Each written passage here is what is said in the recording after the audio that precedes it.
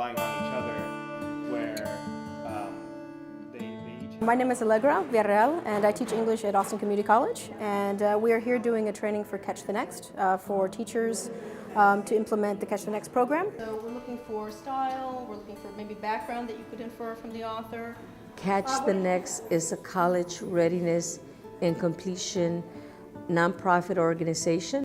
Many of the students that attend community colleges tend to not graduate and complete their associate's degree.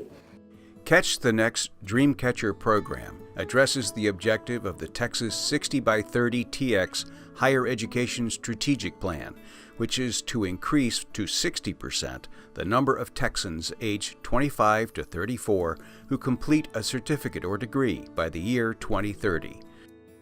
The Dreamcatcher framework is made up of 5 components: an accelerated integrated reading and writing course, counseling, mentoring, professional development, and activities on campus and off.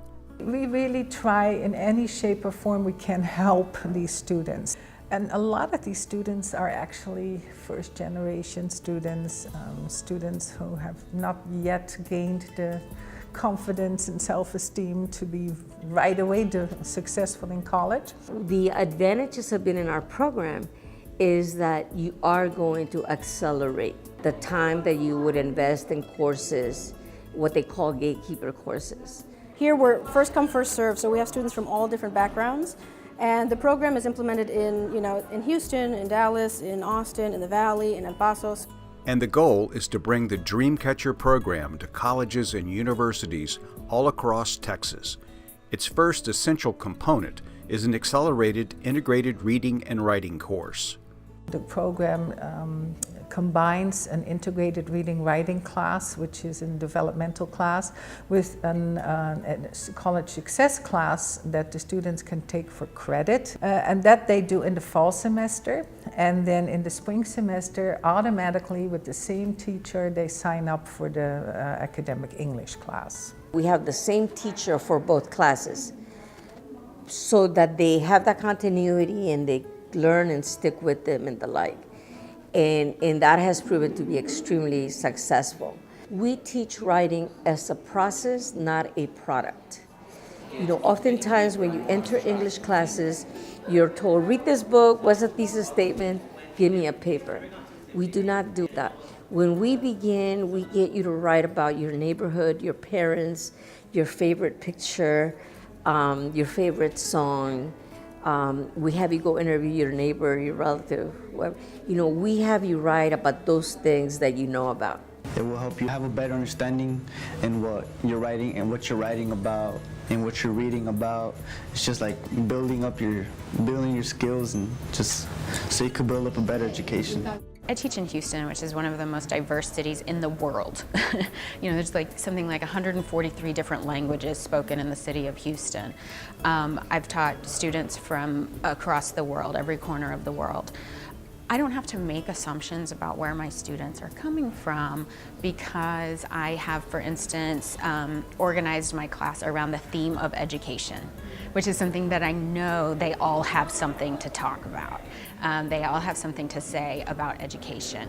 And so I can begin with their experiences of education, whatever those may be, and then complement them with what others from Frederick Douglass to Paulo Freire to Bell Hooks to Jimmy Baca have said about their own educational experiences, Malala Yousafzai, to talk about what education looks like for different cultures, what education looks like for people from different socioeconomic levels, who has access to education and who doesn't, who fights for education and who doesn't, and why.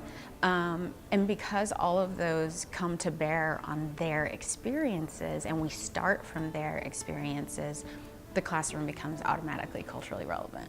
It's a year-long program, so the first semester we call it the mirror, so that's where students see themselves reflected in what they're reading and what they're doing, and the second semester is the window, so that's where we take them then into more rigorous academic writing and sort of, multiple perspectives and that kind of a thing. A lot of the research shows is that, students who maybe have never read a book cover to cover, if they find a book where they see themselves represented, especially early on in their college careers or in their educational careers, that they become engaged in ways that they wouldn't, if they're, just right off the bat given Shakespeare or something like that. What they learn is the joy of reading, the joy of exploring language in innovative and creative ways, and the extent to which language really creates a world. We want them to think critically about the pieces, to really kind of dig deep with their own, and then to hear the perspectives of other people, because everybody reads in a different way, everybody responds in a different way. And I think it's important for students, especially at the beginning of a semester when they're first or in the beginning of college, that they recognize that their voices and their interpretations are also valid, that there isn't just one way to read. There's not just one way to interpret a text. So often it's easy to say, especially for instance of developmental students, like, oh, these are the at-risk students, this class is going to be such a problem, or I'm going to, it's going to take so much more time. There are challenges. Instead of thinking about it that way, instead of thinking that, what's often called the deficit approach to our students, thinking about, one of the things that I've noticed about my students is that they have a really strong connection to their families. How can I incorporate family into my class? What are the ways in which we can incorporate into our curriculum materials that grow our students, not only intellectually, but also in the sense of themselves? When you look at the people that are here today being trained in our model, we have people in math, we have people in English, we have people in government. All the readings have to do with language and identity. And that's one of the themes that comes up a lot for our struggling students and first-generation students. To better prepare educators to help those students, teachers in the Dreamcatcher program are required to attend professional development workshops 3 times a year. This particular program has enormous strict professional development requirements. The faculty have to go through a summer institute, 5 days long, a fall institute, about 3 days long, and a spring institute, about 3 days long. The subject matter is secondary. The key is how you go about teaching and engaging students in their learning. We actually focus on how teachers teach. And we have a strong literacy-based approach that is applicable to any subject. One of the great things about this program is every activity or lesson we do is very intentional in that we're doing multiple things at once. So yes, we're analyzing text, we're looking for tone, we're looking for strong lines, we're looking for these things, how to summarize, but we're also looking at various perspectives on a text. We want you to want to write. We want you to want to tell us your story. Around this program is a lot of involvement by the family, a lot of advising and counseling, and the students form a cohort. So the idea is that the students start to help one another, they understand each other's problems, and it works very well. These are all the activities that a few of the activities that we do on campus that foster validation. Social activities outside the classroom are one of the essential components of the Dreamcatcher program, such as family nights and organized visits to four-year colleges and universities, where community college students can transfer to pursue their bachelor's degrees. We work with student success. Family input is important. The families come, they're very shy in the beginning, but then they start to ask questions, and they really, really understand finally this is not a waste of time where money could be made. Somebody's going to college. This is something that we can all learn from. But mentoring is the other component that we try to bring to the equation to provide that network of support to our students. The mentoring component of the Dreamcatcher program matches students with leading professionals in the community. This can be either one-to-one interactions or presentations by mentors to larger groups.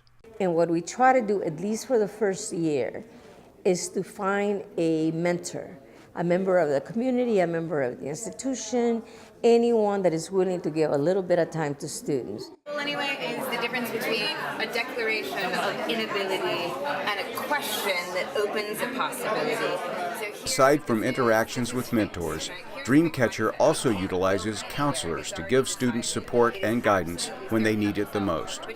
Counseling is very important, and there's a little bit of a caveat there, because there's two kinds of counseling. There's career counseling and transfer counseling, and there's also counseling because of the most horrific events that happen to some of our students, right?